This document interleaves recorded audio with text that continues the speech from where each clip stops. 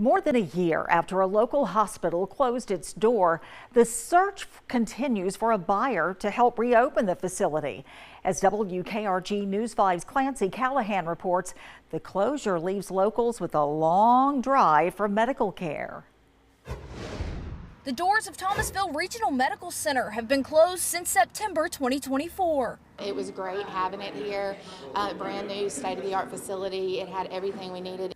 Mayor Sheldon Day says the hospital was primed for success with surgeons, specialty doctors, and state-of-the-art technology. But opening in March 2020, right at the onset of the COVID-19 pandemic, proved to be its downfall.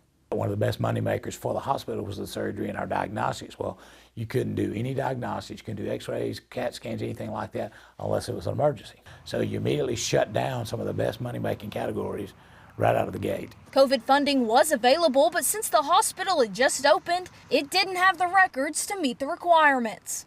The facility never had a chance to really ramp up. Earlier this year, a deal was reached for a group to buy the hospital, but the mayor says that deal fell through.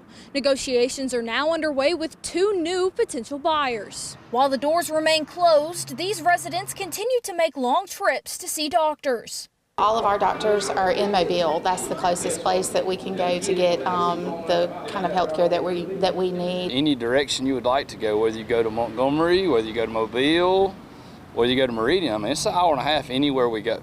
A community waiting for answers as the city leaders remain hopeful. I'm just looking forward to the day we can look people in the eye in our community and say, we've got a buyer and here's the projected opening date. In Thomasville, Clancy Callahan, WKRG News 5.